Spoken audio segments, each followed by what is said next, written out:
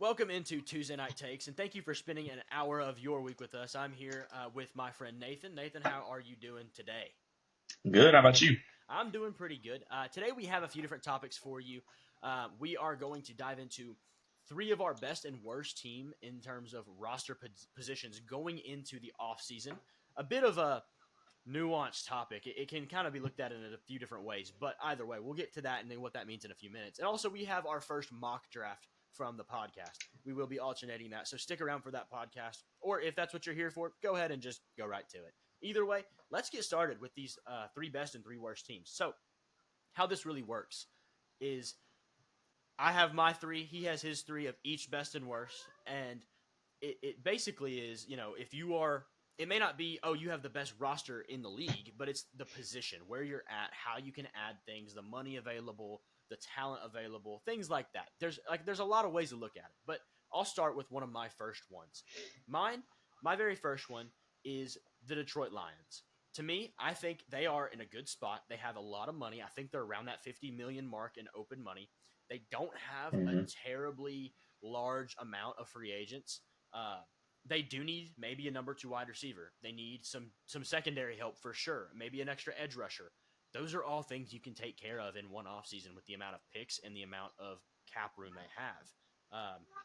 You could go out and get one edge rusher. You could get in free agency and then draft a corner and a receiver in the first two rounds, and then depth receiver corner in later.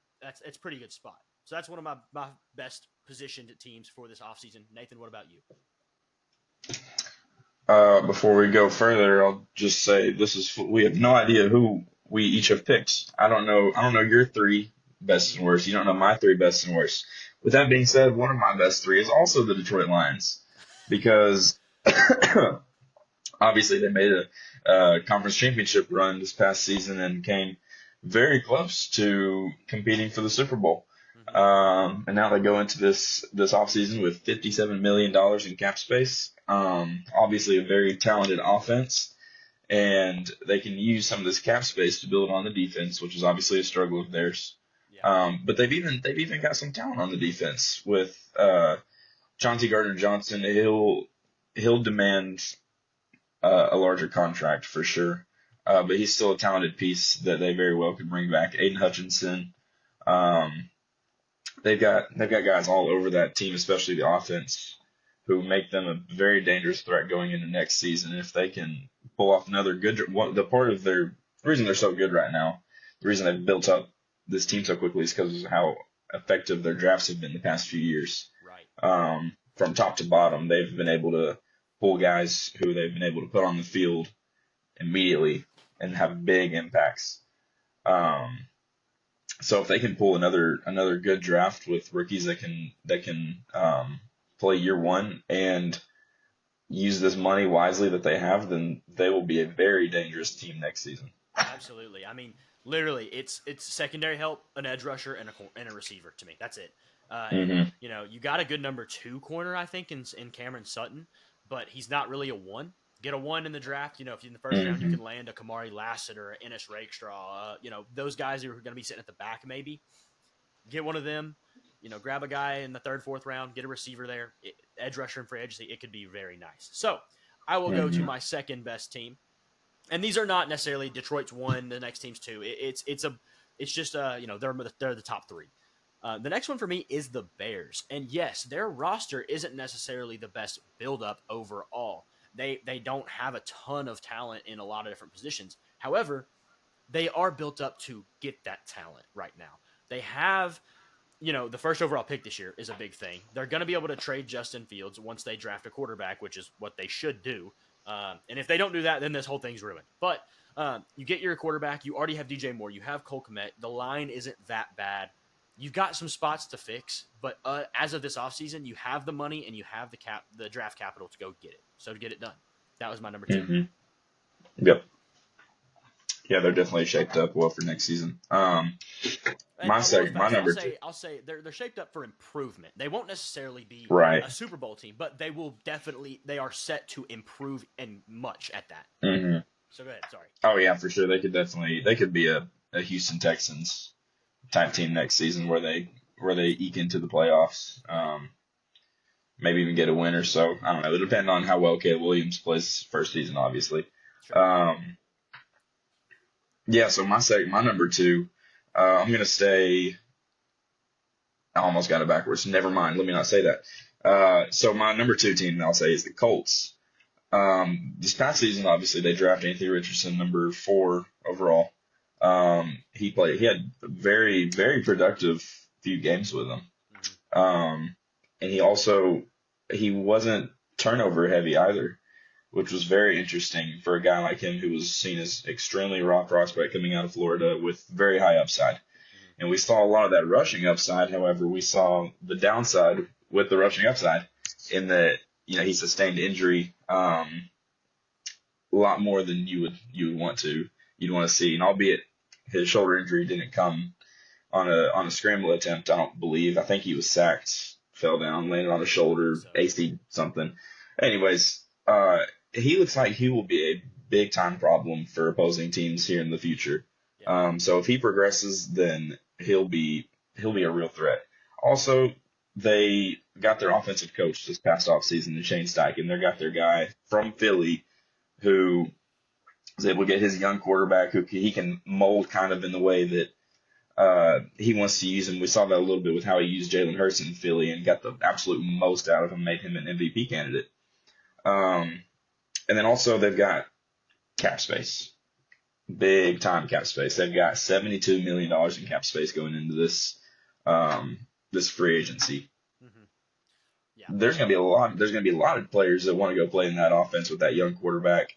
And they've already got talent all over that team. They just, again, kind of like the Lions, they're a good draft and smart free agency moves away from being potentially moving up into that contender spot in the AFC, given how much success they had this past season with Gardner Minshew at quarterback. Yeah, they're kind of like a year ahead of the Bears right now, I think. I mean, They have their quarterback.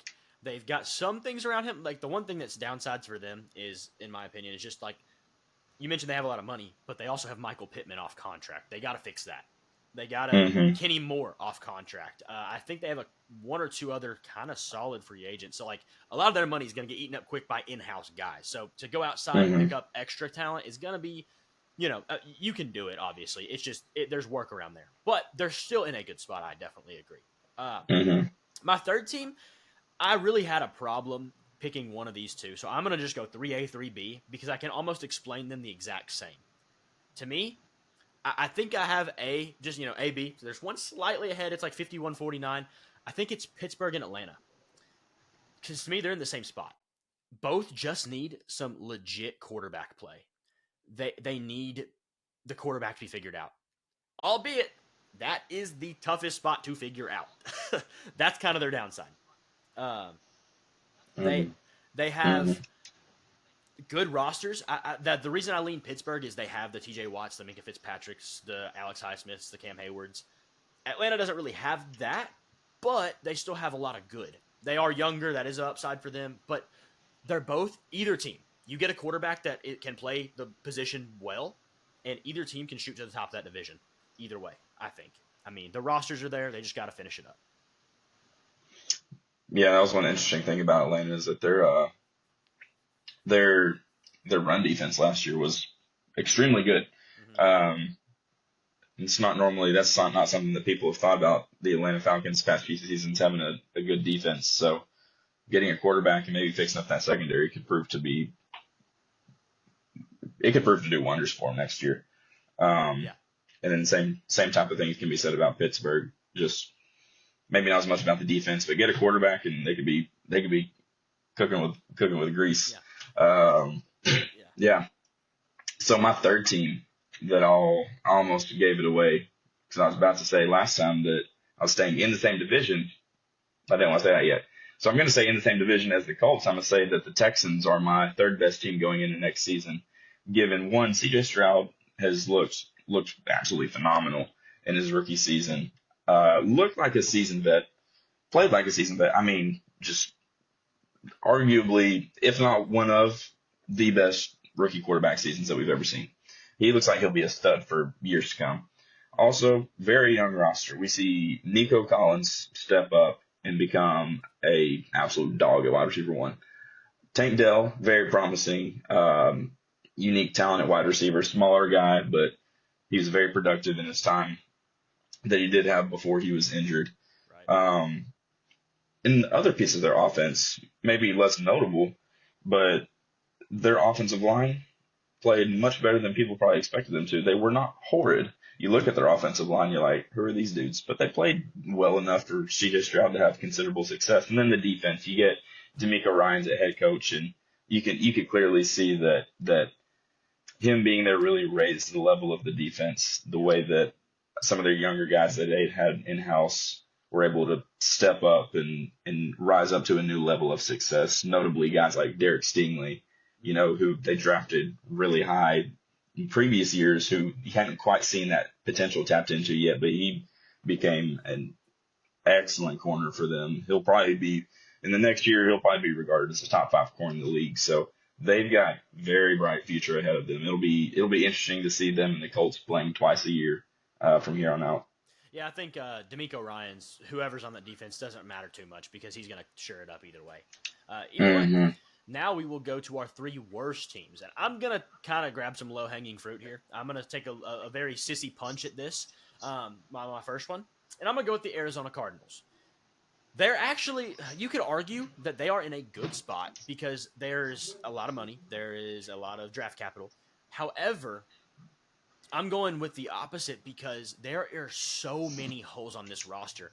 I think this roster like the year we just finished, could quite possibly be the most untalented roster the NFL's ever seen.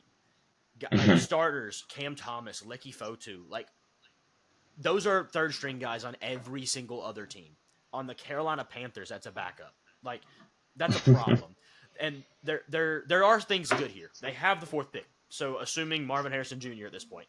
Kyler Murray, obviously a solid quarterback.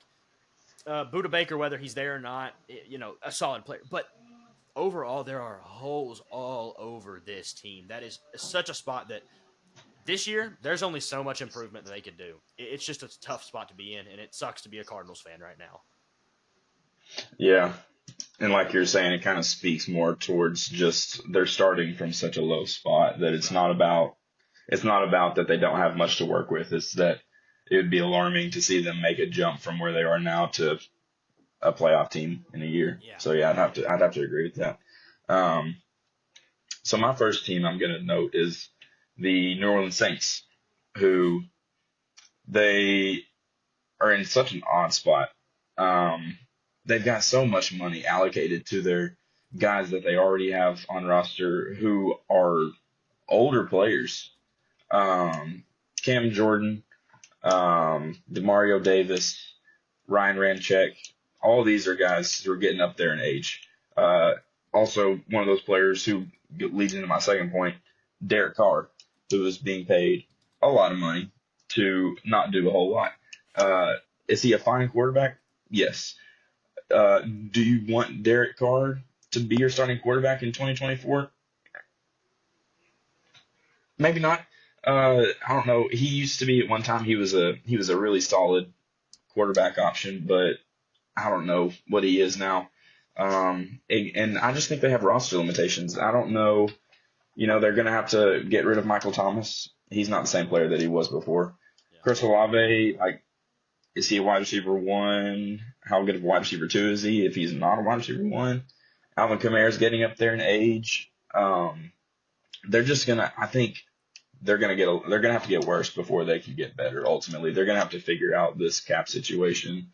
I'm looking at negative $39 million right now on cap. So, yeah, and that's after they already restructured Derek Carr and freed up $26 million. That's after they freed up, I think, a bunch of money from, was it Ramczyk? Which Ramczyk, another player who was very good for a long time. Now he can't even stay on the field. So you're paying a guy to be on your bench. So that's a tough spot to be in. Going into my second worst team, I'm going to go with the New York Giants because you're paying Daniel Jones $40 million. I don't really need to say anything else. There is no one who thinks Daniel Jones is their future. And if you do, please check back into reality and give me whatever you're taking. Right. Because No. 40 million for Daniel Jones? No. He didn't even look that good whenever he had his good year with Dable. He 15 passing touchdowns. Right, like yeah, like okay. Yeah, Daboll can make a bad quarterback look better, but he can't make him look great. Like nobody can. That's not just Daboll. That's anybody. Like Yeah. He can make him look better, but not great. Mm-hmm. So mm-hmm. Yeah. It speaks a lot. They're going into this offseason with $30 million in cap. You put $40 million. If you were to take Daniel Jones away, you're at 70. That's a lot of money, which indicates that you're not paying much talent on your roster, which speaks also to the fact that like the Giants roster just isn't really not good right now. So my second team I'll lead into with that is the Cleveland Browns. So they're also in a similar spot. Let me back up. They're in an interesting spot like the Saints. Not quite similar though. They share in the fact that neither one of them has much money going into free agency. The Saints have much less, considering they're further into the negatives than the Browns are. The Browns' offensive weapons I kind of worry about. Amari Cooper's getting up there in age. I don't know how long they're going to be able to rely on him to produce at a wide receiver 1 level. But then past that, I don't know what other weapons they really got there throwing to. If you think David Njoku's, like if you think a guy like Elijah Moore and David Njoku is going to be able to serve as your number 2 and 3 guys running out there catching passes, then okay. Nick Chubb coming back from injury, I don't expect him to dip below all pro level play. But who knows? You never know. And then the defense, cap casualty. They've talked about him being a cap casualty, which is interesting. But sorry, I didn't mean to cut you off there. That would, I don't. That's just crazy. Not good for them. Not good for them. But and then the defense, the defense was really good last season. Don't get me wrong. But I don't know if they're going to be able to repeat that success. If I'm not mistaken, is their DC gone, or is he still there? Schwartz I think he's still there. Okay. No, I'm thinking of it was just Van Pelt that had left. Okay, he's with my Patriots now. Don't know how to feel about that, but whatever. But then lastly, Deshaun Watson. They're paying him so much money, guaranteed, to not be the Deshaun Watson that we know and love. He hasn't looked good at all since he's entered Cleveland. So if they're going to have success moving forward, Deshaun Watson's going to have to tap into his Houston Texans days where he truly looked like a rising star at quarterback. Yeah, I can agree with that. I mean, you said about the receivers. A lot of people think David Njoku's so good. It took Joe Flacco to be able to check down to him 40 times a game for him to be anything other than an average tight end. I mean, their receiver room is rough. And Cooper's a great receiver, but how long do you have, like you said? So I agree. Right. They're in a tough spot. Now, my next one, I think it's kind of similar to your Browns take, but it's also looking at this whole thing from a very different angle. And it's the Baltimore Ravens, because they currently are sitting with, I believe, they're not with a great amount of cap space. Where are they at? They're at $12 million. They have a lot of free agents. They lost Mike McDonald as their DC. And the way I'm looking at this differently is they were so good last year. Their defense was by far the best defense in the league. It actually isn't that, because one thing I read recently, if you look at who the Niners played, they had a really good defense as well, debatably the second best. Their quarterback, they played Josh Dobbs, they played Nick Mullins, just go down the list. They played PJ Walker, I think. Go look at the game stats in each game. They played some crap quarterbacks. Mm-hmm. The Baltimore Ravens they played everyone. They did, and they looked great the whole time. Yep. Offensively, their offense looked good. They lost, with the J.K. Dobbins, but that's not a shock anymore. And the question for me is, how can you get better? You're losing assets. You have less money. You're not going to be able to bring them all back, much less add a ton of talent because you're going to be drafting later. So they're obviously a good roster, but they're going to get worse, and I don't think they can get better right now. Yeah, they'll have success next year for sure, but it's a matter of are you going to be able to get back to the AFC Championship? Yeah, they And if you probably have their do, best chance. oh yeah, for sure. With that defense, with the yeah, I don't know. It'll be interesting. They're gonna have to. It's gonna have to be a really good draft and players on their roster now stepping up. Yeah, I would agree with that. So my last team that falls under my worst setup going into next season is the Denver Broncos. I'll just start at the top at quarterback. They let go of Russell Wilson. Now, is that a huge loss for him? At this point in Russell Wilson's career, not exactly. Not a huge loss. But it's more about who are you going to get than it is the guy that you're replacing. And they're saving money. It's smart for them to let go of him in the sense that they're paying him too much for what he's offering him. But like I said, who are you going to get? There's not many guys that are going to be available at quarterback that are going to be able to go out and do more than what Russell Wilson can do for you. Also, if you're planning on drafting a quarterback, then that's cool. Draft a quarterback. They're either going to have to move up to get a more desirable quarterback prospect than they want, or they stay back and they can pick a guy like a Nix or McCarthy, something like that. But if you do move up, you have to give up assets to move up into the draft, especially this year. There's going to be a lot of teams that probably look to move up to take a quarterback. So I just don't know what they're doing at the quarterback position. Also, they're not good capitalized either.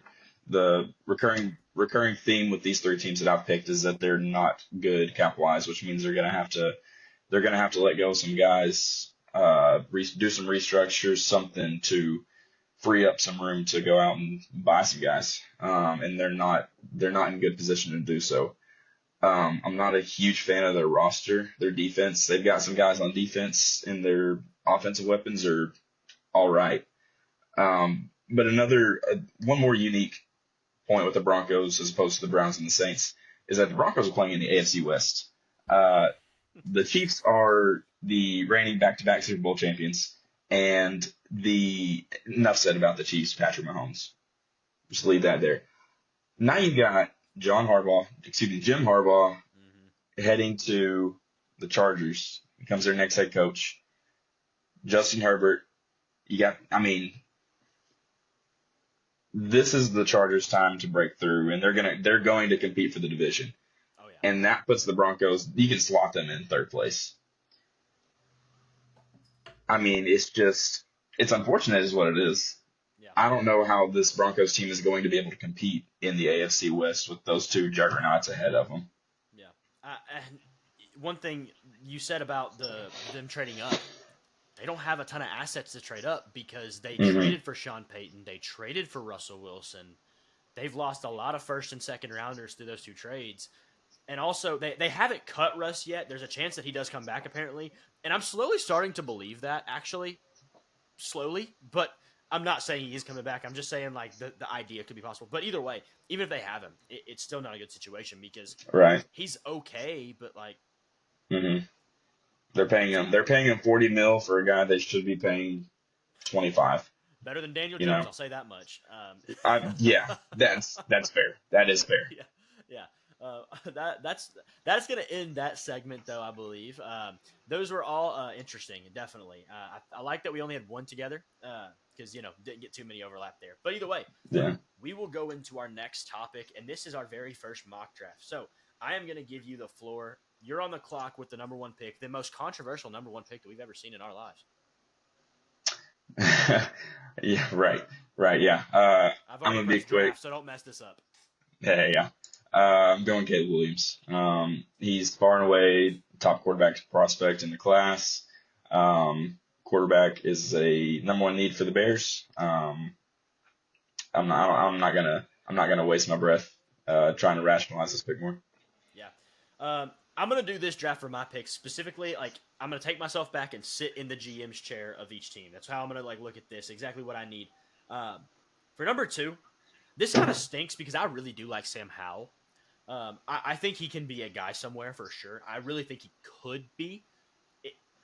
The problem is, if Caleb Williams did not exist right now, it wouldn't be a question. Drake May would be the number 1 pick in this draft. It would not be a question.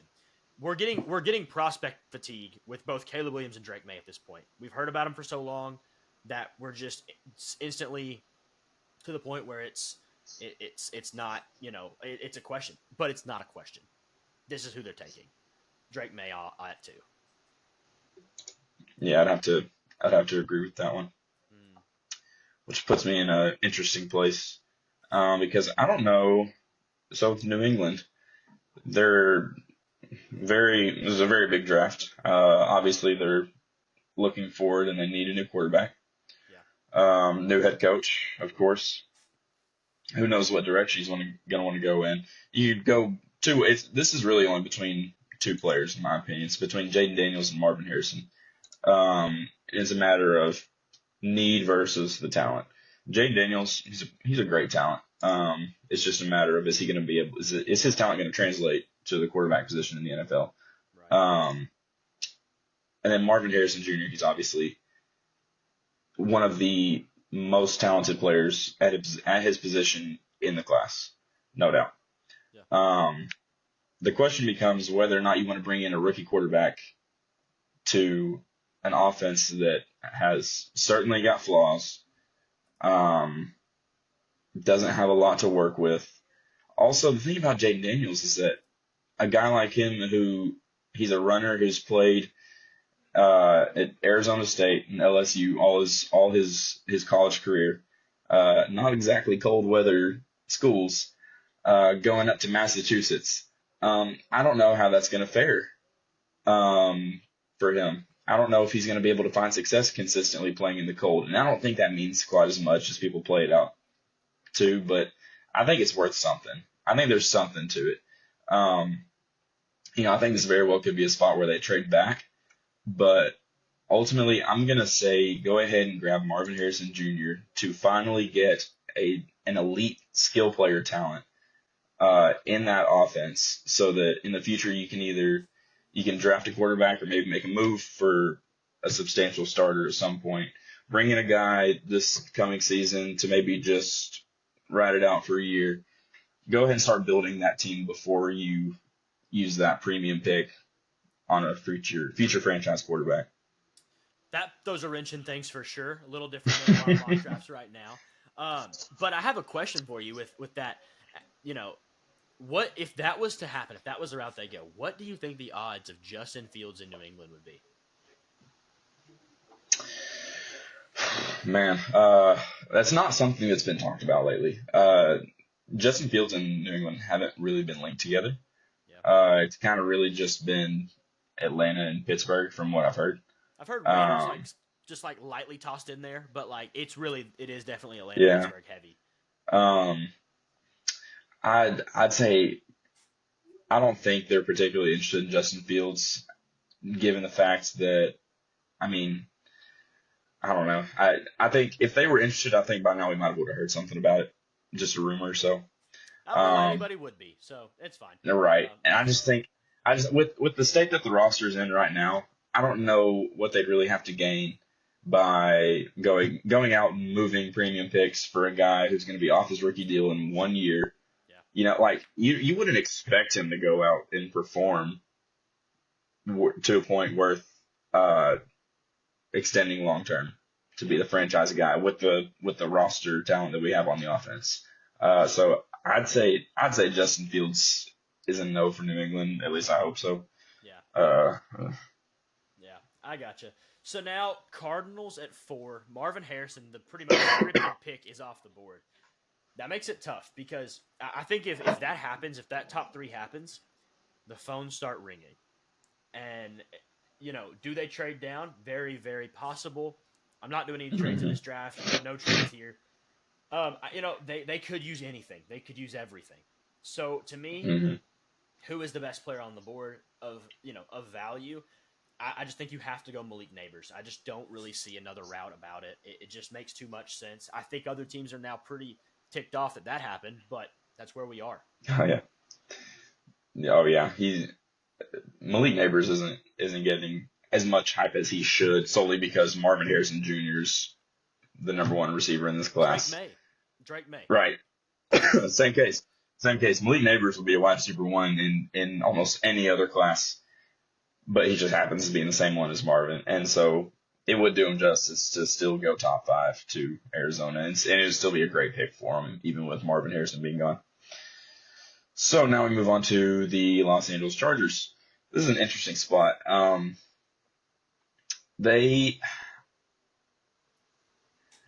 It's a matter of, do you want to build on the defense?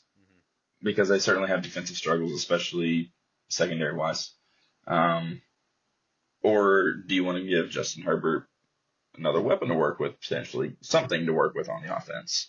Man, this is tough. I don't know that they're going to be in line to take Joe Alt. I've heard Roma Dunze tossed around to the Chargers. I don't know that I'm a fan of that, given that they have Keenan Allen in-house, they extended Mike Williams, and they spent their first-round pick on Quentin Johnson this past offseason. Hasn't looked like it's going to pan out, but I just don't know that it would be the best pick for them to go out and draft another wide receiver. But I will say I think Brock Bowers would be an excellent pick for them. 5 is a little bit rich for tight end. Don't get me wrong. But I think just the way that where they're drafting at, the way the board looks right now with who the top guys are available, go ahead and take Brock Bowers. Give Justin Herbert another elite weapon to work with, working out of that tight end spot. He hasn't really worked with great tight ends in his career, so pair him up with a guy who could potentially in a couple of years be regarded as a top tight end talent in the league. Yeah, I think it's rare air that you get a tight end who can actually take a screen and do something with it. So that's different. The Giants. Somebody's still on the board here. And I actually think this is highly possible. I think there is a chance Jaden Daniels falls in this draft. I also think there is an odd chance that the Commanders mess this up and take him at 2. I think it would be an absolute mess up of a pick if they took him over Drake May at this point. But at the same time, I can see the Commanders of all teams doing that. So it's both ways. But do the Giants feel like they need to go that route? They do have Daniel Jones. They are paying him. That's kind of becomes your tough question.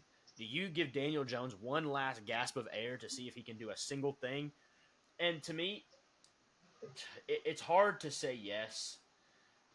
But, like, at the same time, they don't have much to work with. They haven't had much to work with. I'm really struggling here. I'm going to go and take Roma Dunze here. I'm going to say they are convicted of their contract to Daniel Jones, and it's just it's hard to want to play a guy who is over another one you're making $40 million. Like it's tough. It's a bad spot to be in, and it's just where they're at. I mean, to be fair, the receiver room is nothing. It's bad. Oh yeah, I think you very well could rationalize them taking Jaden Daniels if they say we're going to move off Daniel Jones next offseason where we'll be able to save money. Just let Jaden Daniels sit because he's a guy who although being older, he is a guy who it could serve him well to sit for a year before he steps into a starting position. Right. But they could want to take advantage of the quarterback heavy draft class this year and grab a guy like that where they don't even have to move up. They can pick at 6 and get a highly talented quarterback. But Romo Dunze would also serve them well to see just can you get a little bit more out of Daniel Jones to make it make that $40 million contract just somewhat worth tossing out to him, which I don't know at this rate that you really can. But and I'll add that next year's draft class for quarterbacks may not look as good now, but I don't like that conversation because we don't know who's going to break out. So, but if you draft a quarterback now, that roster is pretty bad. Now you're at least getting some Yeah. things in advance before your next quarterback in that vein too. So go ahead. hmm Yeah, still definitely. Roma Dunze does for sure fill a need for them. Mhm. All right, so here's 7. We've got the Titans, and I'm really upset that you took Roma Dunze because that was going to be my quick pick right there to them. I think that would have been a great pick for them. But that's what I get for throwing a wrench in things with Marvin Harrison at 3. Um, so the Titans are in a slightly different spot. They're similar to the Giants in that they very much have some needs to fill weapon wise on offense. I don't think they're going to be in the market for a quarterback though. This is where my pick's going to really make this difficult, given that we're not doing trades in this draft, because we're going to see some of these quarterbacks fall a little bit further than maybe they will in the actual draft when we see trades happen. O-line's definitely in need of theirs. You know, they're banged up every single year on the O-line. By week 18, they're playing with practice squad guys all across that O-line. I'm gonna just go ahead and give them Joe Alt. Just get a guy in there who's he's going to be a serviceable starter at the very least. Protect Will Levis, give him the best chance to succeed as a rookie. See what he's got. Maybe he can be your future franchise quarterback. Yeah, I agree with that pick. Honestly, pretty much to me, the Titans. I don't have in any mock draft I've made so far. I don't have them taking receiver at all. I understand why you would, but I just think they need tackle so bad. It's a bad situation to be in. They'll take one. 8 here at Atlanta. You know, I think if you're the Falcons GM right now, you're punching a hole in a wall, because I think it's very possible that Jaden Daniels ends up on the board here. I think there is a world where he falls in this draft and ends up around this area.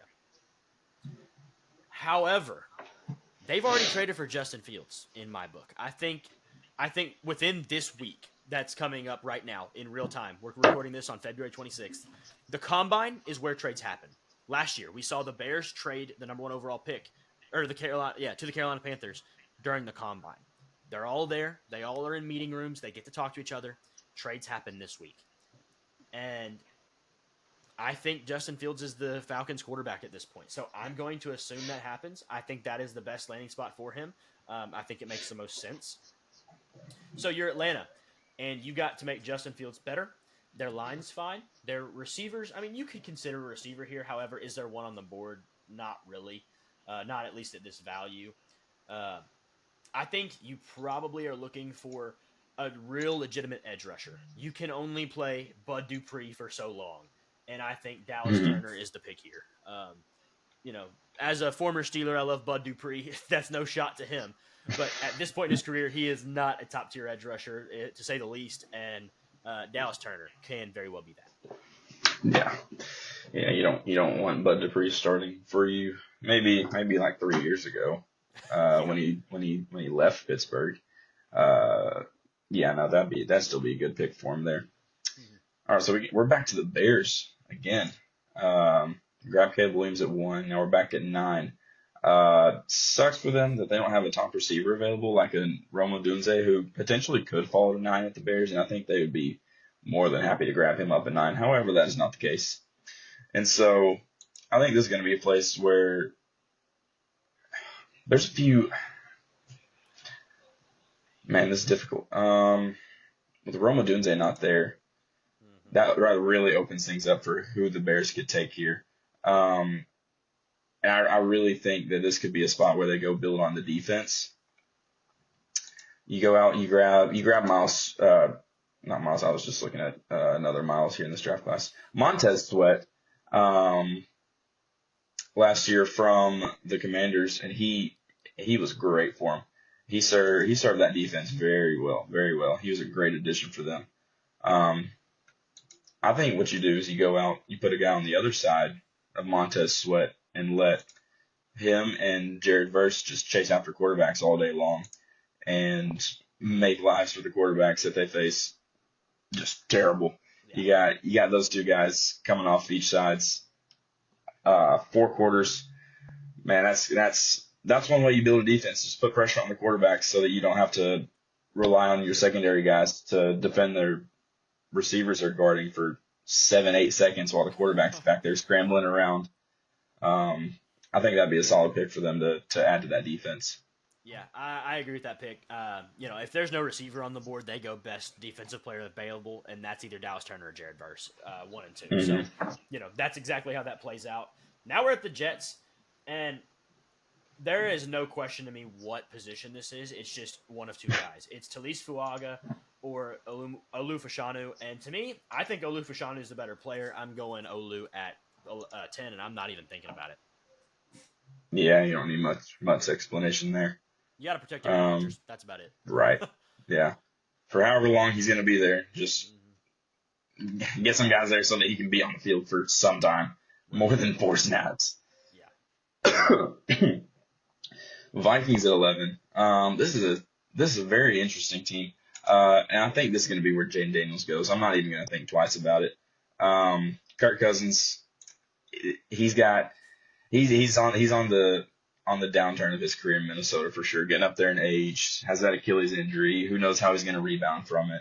But there's a wall that they hit with Kirk Cousins being at quarterback. They've had talented rosters in the past, but they just haven't been able to really break through and make a Super Bowl run. And I think getting a guy like Jaden Daniels could really, if he lives up to his hype and he hits his potential that he can be at, then he could be that guy, that talented quarterback who can get them to potentially a championship caliber team. Mm-hmm. Yeah, I was interested to see if you're going to do that. I was wondering if it was me, I was going to kind of be, once again, like the Falcons, another theoretical pick where I think Kirk Cousins is back in Minnesota by this point, and they're kind of slamming the table too because they're like, we didn't think that was going to happen.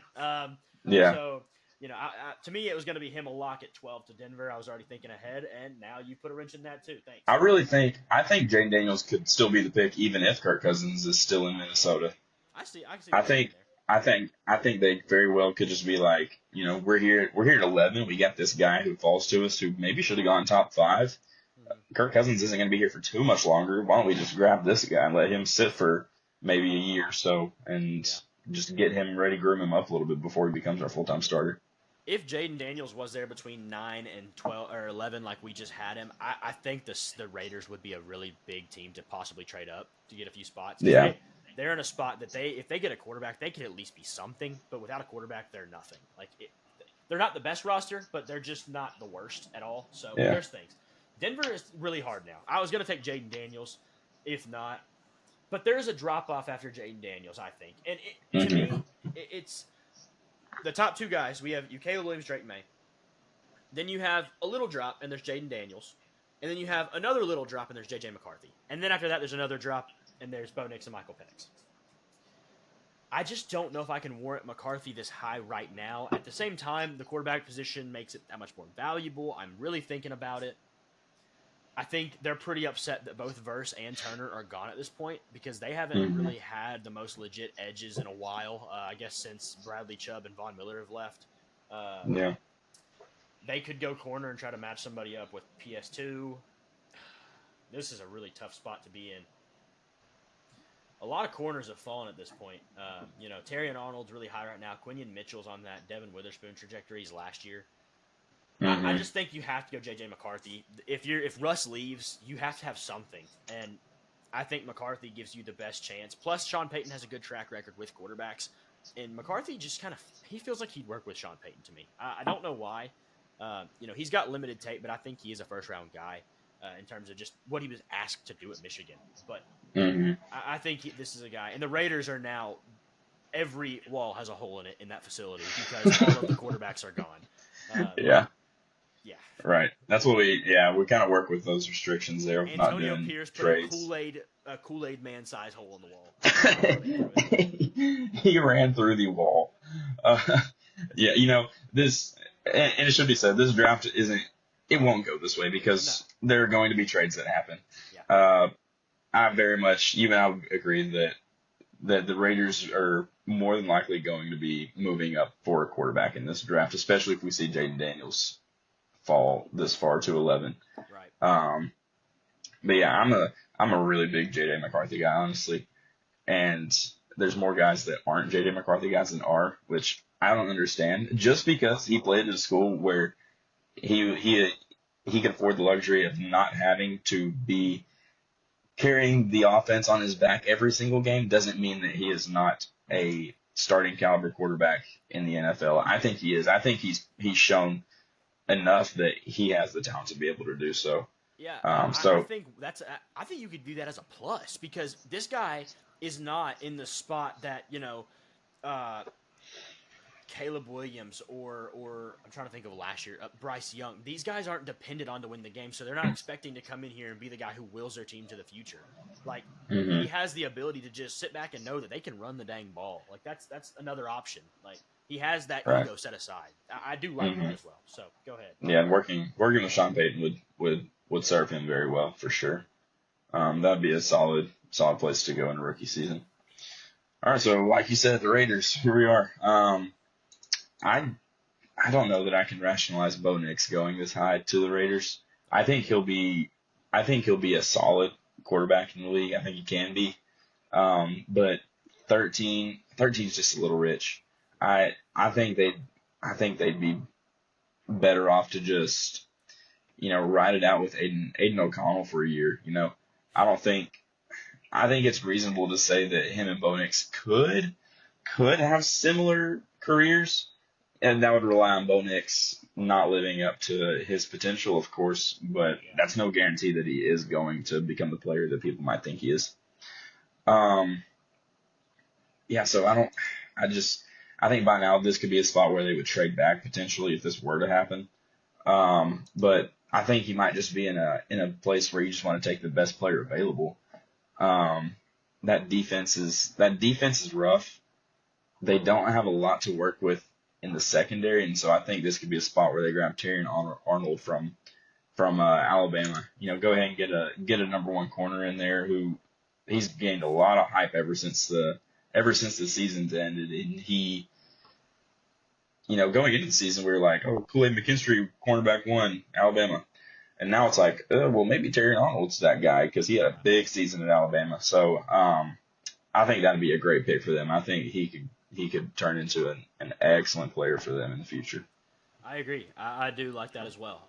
Now with the Saints, as you said earlier in the three worst teams part, they're not in a good spot. You have no other option to me than just try to do as what you can with Derek Carr. You would hmm love to see a Rome Odunze on the board here somehow, some way. I think it's a little too early for Brian Thomas, who's the next guy up. To me, this is also kind of a best player available, also at need, and this is going to be Felice Fuaga. You need a Ryan Ramczyk replacement. He can play that right side. You got Trevor Penning, who maybe not looked like the best player so far, but he's done all right at least at this point. Get your tackle and a half for the future, I guess. So at least Fuaga being the full and Penning being the half because we're not really sure. But either way, Yeah, you gotta give him some time. It can take a while for those tackles to really adjust to the the physicality of NFL edge rushers. mm-hmm. So here we are going back to how you mentioned our best and worst list that we just did.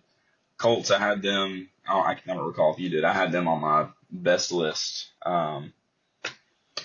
It's an interesting spot. I don't know. I don't know that they're going to lean one way or the other with offense or defense here in this draft, but yeah, they've got a lot going for them next year. I think they definitely do need to make a an effort to add players to this team who are going to not just help Anthony Richardson, but protect him as well. And I think this is where we would see back-to-back tackles going. It's a matter of who. In my head right now, I'm thinking either Troy Fatanu or Amarius Mims. And I'm probably gonna lean. I'm gonna lean Amarius Mims and take him here at 15. More of a natural tackle than a guy like Fatanu who could move over to guard once he gets to the league. But put a guy out there at tackle to just seal off the edge so that you can let Anthony Richardson do what he can do as a quarterback, not have to scramble around as much and wind up injured again like he did this past season. Yeah, I think that's all right. And, you have Bernard Ryman on the left side who played like one of the best tackles in the league this year.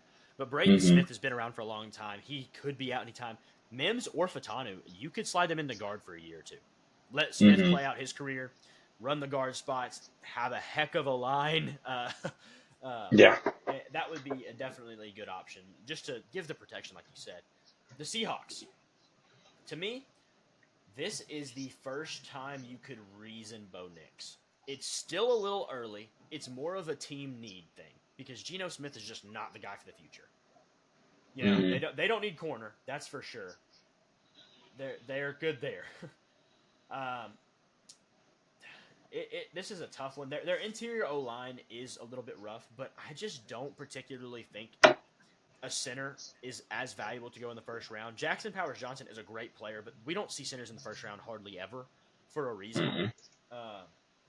I think they have a big need for some front seven help. And to me, the best guy on the board is going to be Laiatu Latu out of UCLA, the edge rusher. He has the medical issues, but he's a good player. And as long as he stays healthy, you're in a good spot. Their best edge rusher is Boye Mafe. Nothing against the guy, but that's just not a good spot to be in. Laiatu Latu can potentially be a good one. Boye Mafe maybe can be a good two. So have that and make it the best case scenario. Yeah, they were one of the worst pass defense last year, and given the talent that they do have in the secondary, you have to assume that a lot of that probably had to do with their inability to actually get to the quarterback. So Right. that'd be a big pick for them, I think. Mm-hmm. So now we're here at 17 with the Jaguars. I think this is a pretty simple pick. It's just a matter of who. If I'm Jacksonville, I'm trying to get everything out of Trevor Lawrence this year before I decide, all right, is this going to be my franchise quarterback? Yeah. Has he been good? Yes. Has he lived up to his hype? Not yet. There's flashes over there for sure. You do not want to have to let go of Trevor Lawrence. I think he'll be extended regardless. But regardless of if you're looking to whether or not you want to extend your young quarterback or not, or if you know for sure this is my guy, you always want to help him out. And so I think this is going to be wide receiver here. And it's just a matter, in my opinion, of if they're going to go with Brian Thomas, Troy Franklin, or A.D. Mitchell. Keon Coleman could be in the competition for that spot right there at 17. But I think he's a little bit limited as a route runner. I don't know that he's a guy that I could see go early day two. A.D. Mitchell, I don't know. He could be up there. You never know what these teams do with wide receivers. Like we saw last year, the run of wide receivers we saw late first round kind of was a little bit. It didn't quite go the way that we might have expected it to. Right. But here, I think I'm just gonna go with Brian Thomas here. Get the field stretcher guy out there. You've got Christian Kirk who can work underneath, Evan Ingram. You got those guys who can work the intermediate parts of the field. Get a guy who can just get downfield and be a big time playmaker for you downfield for Trevor Lawrence. Yeah, I like that a lot as well. Now at the Bengals, this is a tough one because I think that if Brian Thomas is here, there is a world they take Brian Thomas because, yes, they have Jamar Chase and T. Higgins on a tag now, assuming that T. Higgins signs a tag. But trying to get the most out of your quarterback, keep him help, and they're going to lose Tyler Boyd if they keep T. Higgins, and then are they going to be able to get T. Higgins long term? I don't know. Defensively, they're going to have some losses. What's his name? Their defensive tackle. I just went blank. Is it DJ Reader? DJ Reader, thank you.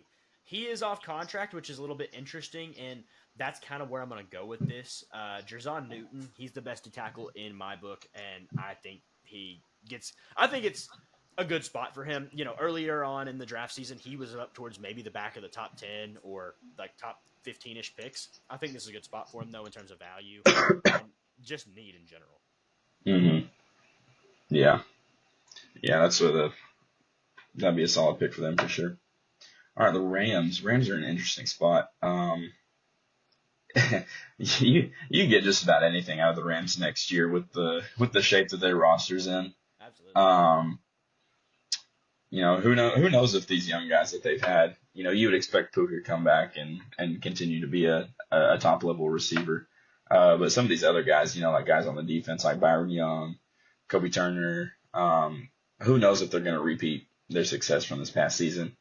And then they've still got holes on that roster, specifically the defense. I think this is going to have to be a defensive selection here. And with the Rams, I think I'm going to go with Cooper DeJean. He's a guy that you can play him just about anywhere in the secondary. You could put him on the boundary. You could put him in the slot so he can help with run support, or with safety over the top, he could help with run support and just run sideline to sideline, taking out deep balls. He'd be a really versatile defender for any team that would be able to grab him up. Yep, and that's awesome. But I'm going to go to the Steelers and be absolutely neglectful of that pick you just made. I'm going to take Cooper. No, I'm just kidding. Right after I made that pick, I saw that the Steelers were drafting afterwards. I was like, oh, that's funny. The fact that he made it to 19 just infuriates me. That is the Steelers pick in my book. If I'm the GM, you take him so fast. You get him because you need him. And yes, to me, he's the best corner in this draft. It's just going to come down to the medicals on him. Does he, is he back to it? He's the best run defending corner we got. He can do anything. He can play that Brian Branch-like role. He can play the sideline, as you said. He's plenty athletic enough. He probably will run in like the 4.3s. He is a dude. He's a dude. Like, he's insane. That sucks. We need center. We cut the national terrorist of Mason Cole, so that's an option. But I don't think a center goes round one. I do kind of like J.C. Latham sitting there, but he's a right tackle. That means you have to move Broderick back to left. I don't think it's a problem. But I still think the biggest need is going to end up being cornerback. I'm going to go Nate Wiggins here. Nate Wiggins is, to me, it's Cooper DeJean, then I believe Nate Wiggins, unless I'm skipping somebody over here. Terry and Arnold, I like Terry and Arnold better. But Nate Wiggins on the board, he's the best one available here. Yeah. He's got that natural length and stuff.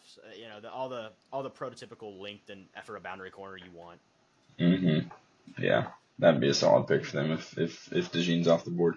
I think they could very well go offense as well, just to get more talent on that side of the ball that you don't have to pay as much, given that the Steelers do have one of the highest paid defenses in the entire league. But getting another guy out there to play on the boundary on the other side of JPJ would definitely serve them well, given that secondary has been a little bit of a weaker spot in the Steelers defense past couple of years.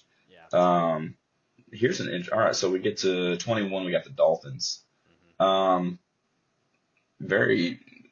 been a lot of interesting picks. This is kind of a team where you're like, where do we go from here?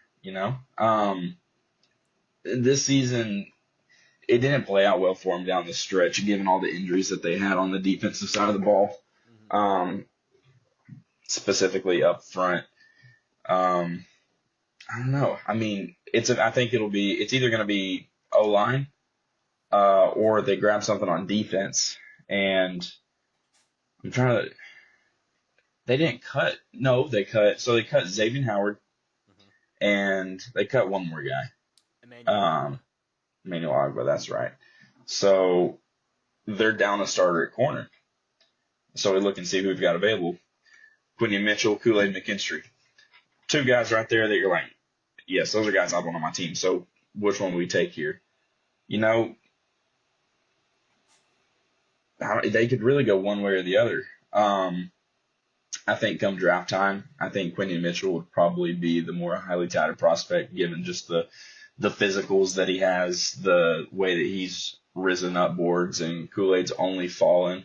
I think this could be a Quinion Mitchell spot to play him alongside Jalen Ramsey in the secondary and to fill the spot that Xavier Howard leaves after being cut. Yeah, he is really on that so far to this point. Devin Witherspoon was in the same spot last year. He exited the season as a probably second-round pick, a good player from a smaller-ish school. And then at the Senior Bowl, he showed out. He covered the one-on-ones. He did great. And when you see a corner who can legitimately cover one-on-ones, that's different because it's hard for a corner to win in a one-on-one. That's exactly what Quinion Mitchell's done so far. Put himself into the mid-late back-end first round. So at the combine, does he do what Devin Witherspoon did and throw himself into the top 10? We'll see. I'm not going to claim that, but it's neck and neck right now. They're almost identical in terms of storylines. It's kind of funny. Either way, Yeah. I think your pick solved my pick for me. Eagles, it is absolutely secondary, and it's Kool-Aid McKinstry. They're not thinking twice. That's what they need bad.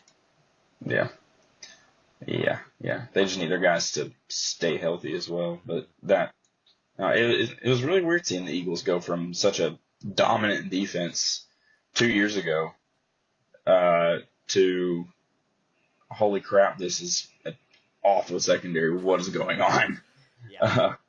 Yeah. I'd have to agree with that. That'd be a good pick for them. Texans at 23. Where do you go from here? Do you draft defense or do you get someone to help out C.J. Stroud? If I take a look at their receivers they've got, you got Nico Collins stepped up big time. Tank Dell, he can't go downfield. He can work on it. He can kind of do a little bit of everything. And I think this very well could be a spot where they take a receiver with guys like Troy Franklin, A.D. Mitchell. They're available. Maybe even Ladd McConkey. He's a guy that I haven't heard a lot about recently in first round talks. Maybe just a little bit. I don't know that he'd be the best fit for them, given that Tank Dell's already there, and they kind of would fill a similar role. I think they'd want guys that can complement each other a little bit better. Right. But I think what you do here is go ahead and start putting guys in place that are going to protect C.J. Stroud.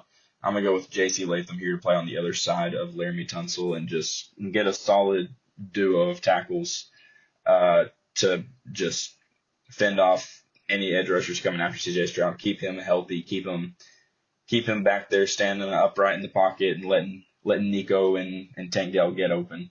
Yeah, I think that's pretty good. I mean, you have – what is his name? There's a tackle there right now. He's a fine player. Is it George Fant? I don't remember. Titus Howard. Titus Howard, thank you. He's a veteran. He ain't the oldest guy, but you're getting an upgrade here. That's just as simple as that. Dallas.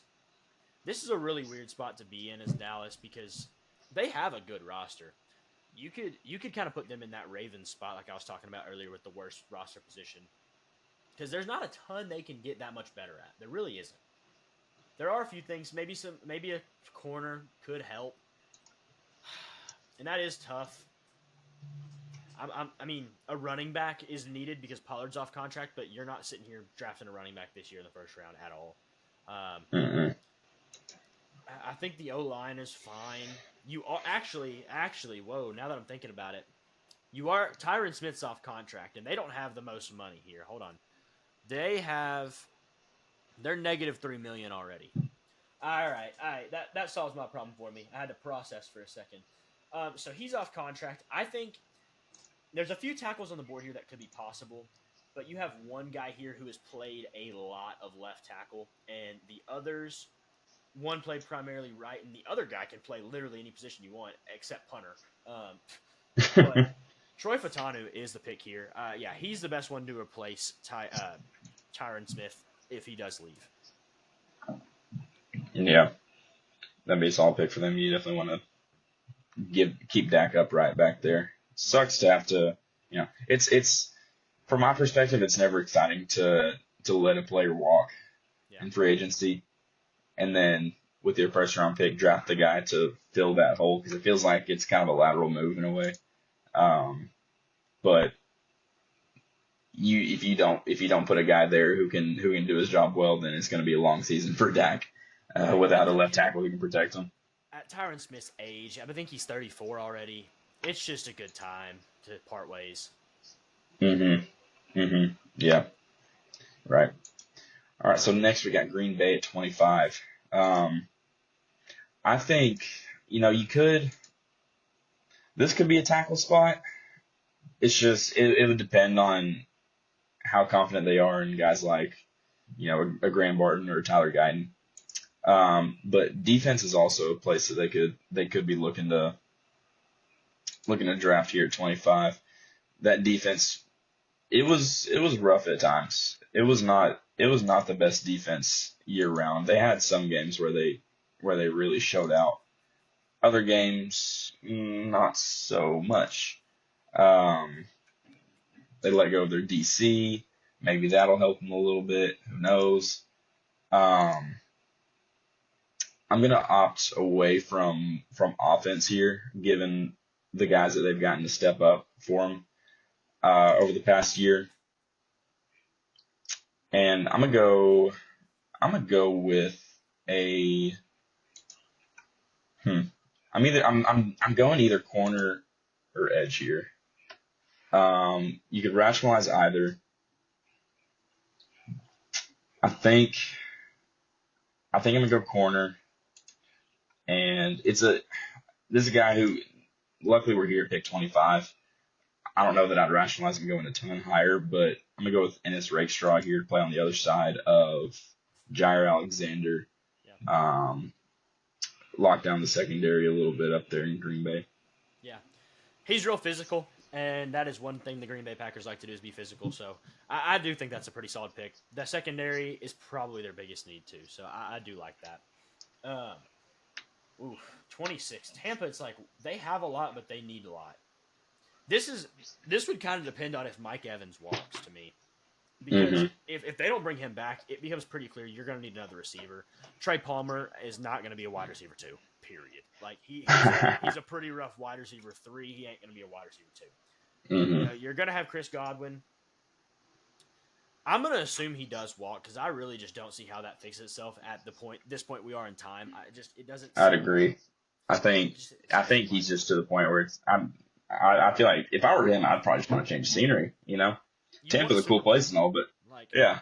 You've won the Super Bowl. Go somewhere where you can really win and make some more money and, you know, be in a better just team situation. I'm going to go Troy Franklin. I think he is probably the guy on the board here that makes the most sense. You could argue Mitchell, but I just like Troy Franklin in that spot. Yeah. Yeah. All right, so we're here at Arizona, 27. I don't think they're going to be picky about this. I think they're just in a position where they're going to take one of the best players available. And you kind of hit on it a little bit earlier. They've got guys on the defense up the middle who was like, you wouldn't be playing anywhere else in the league, but you just happen to be in Arizona. So luckily you get some playing time. Yeah. Byron Murphy, one of the top, if not the top, interior D lineman in the class. It fills a need for him, but also he's just one of the best players available. And like I said, Arizona's not going to be picky. They just need guys on that offense. Yep. And offense, roster, excuse me, not offense, not offense. I got you. That's good to me. Like I said earlier, talent, period, end of story, doesn't matter what. For all I care, double dip at receiver because those suck anyways. Just go get more of them. You could. I don't care. Go get whatever. Basically anything but a quarterback.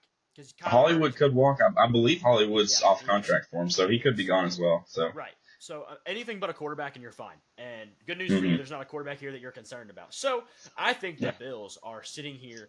I don't know what the opposite of punching holes in walls is, but they're doing whatever the opposite is. And A.D. Mitchell is a Bill instantly. They're not going to let the ads run on TV. They're going to say, Roger, sit down and announce this pick. And, yeah, it's over. They need another receiver. I mean, there's a chance Stephon Diggs walks. I don't know how real that is. I don't know how to believe it. I'm not saying it won't happen, but I just can't necessarily see it happening or where he'd go. So right now, either way, Gabe Davis is a free agent, and he was not even as good as Khalil Shakir. Go get a legitimate wide receiver 2 to Stephon Diggs. A guy who can be a wide receiver 1 later too. He could. I'm a big fan of A.D. Mitchell, honestly. I would love to see if New England goes quarterback with their third pick. I would love to see him move up and get a guy like A.D. Mitchell at maybe the back end of the first round. Maybe he falls to the early second round and New England can grab him up there. Who knows? But yeah, I'm a big fan of that. I would hate to see him go to Buffalo. I would hate that so much. Anyways, I digress. Lions at 29. It has to be defense. They've got it all going for them on offense. Fill out that defense more. It's just a matter of you want to go edge or corner. Corner, if they were to go corner, with the way the board's shaped up right now, Um, I'm a big fan of Mike Sanderstill from Michigan. Yeah. I think he could be a really good player. I just don't know. Do you want to take him first round, or is he more of a day two guy? Who knows? Yeah. And this is mid-February. There's still lots of change that will take place. Players are going to go up and down the board. But with what we know now, I'm gonna go ahead. I'm gonna give them an edge rush. I'm gonna give them Chop Robinson from Penn State. Put a guy on the other side of Aiden Hutchinson, and just let them go to work. It'll help out. It'll help out that secondary, the guys they've already got in a house, so that they don't have to, like we mentioned earlier, guard those receivers for as long out there. They can put some pressure on the quarterback. Yeah, I mean, I like Mike Sanders still a lot myself. I just don't know if he's a round one guy. He's a day Yeah. two guy right now, and I think he does Right. remain there. If you do go corner, I think Kamari Lassiter is a good upside option. TJ Tampa as well, but not as much. I like Kamari Lassiter better. But edge rusher wise, if that's what we're looking at, I mean, there's a few options, and honestly, I don't think any of them are bad. Darius Robinson's a guy who's been really rising up draft boards. Chop Robinson, he's all gas, no brakes. Chris Braswell, all options there. Chop Robinson, like I said, all gas, no brakes. He's to me he has a more limited ceiling, but he definitely has a higher floor than some of these guys. But that's fine because you already have your one in Aiden Hutchinson. He's a one edge rusher. Like he's your guy. So. Mm-hmm. You just need a guy who's going to bring a little bit of balance to that line. And I like that. The Ravens. This is a tough spot to be in here, too, because they drafted a receiver last year. They have Lamar. Their line is relatively good.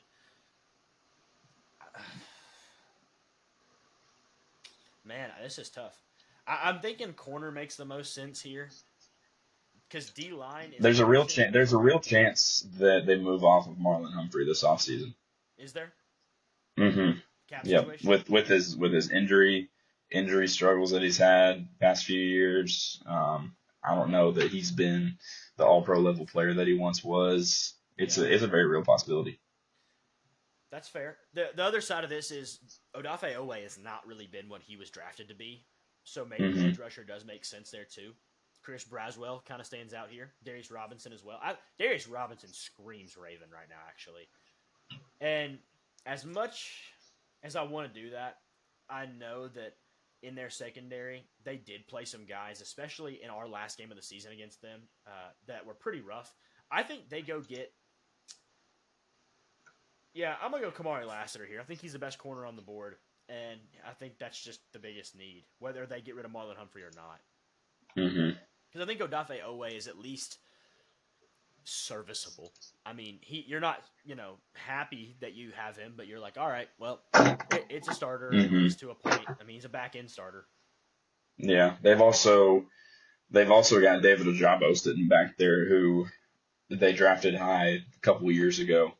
Hasn't done a whole lot since he's been in the league, of course, but maybe you don't want to spend another premium pick on an edge rusher when you've already got guys in house who haven't quite proven so yet, but could rise to the level of being a high level starter. So I think that'd be a great pick for the Ravens, and I think that San Francisco would be very upset to see him go, because I think he would have been a great pick for them at 31. But anyways, that's not the case. We've got to move on from Kamari Lassiter for the Niners, and we got to say, all right, who we got left? O-line.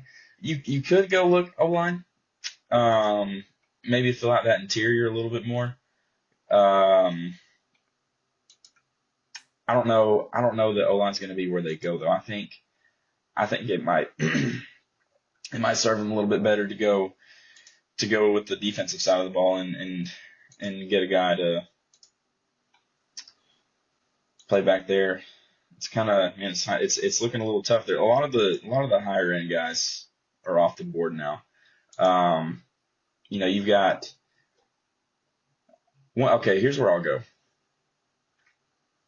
The Niners are paying a lot of guys, they've got a lot of high level guys at their position.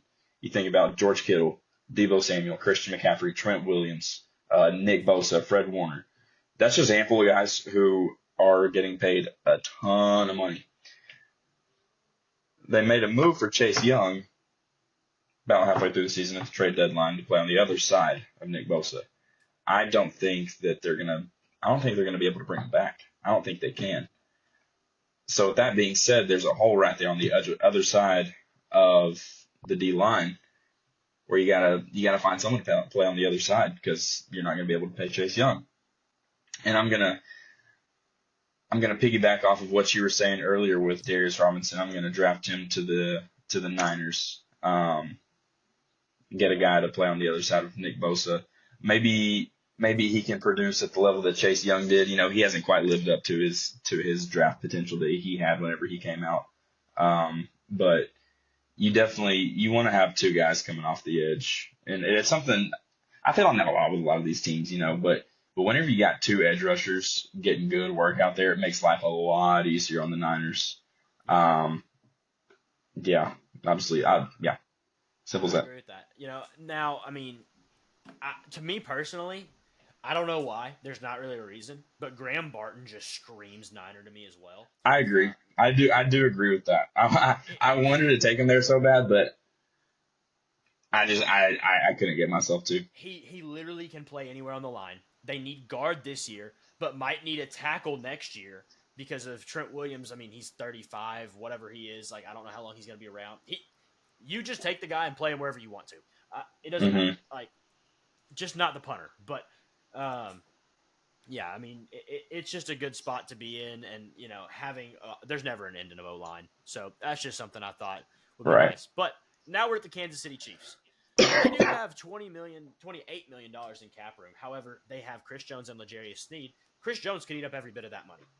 So, wide receiver is the kind of the blatant pick here, you'd think. However, defensive interior, corner. I don't think corner so much because I do like McDuffie. Granted, he's more of a, you know, I don't know if he's really the type to really thrive in a number one corner spot.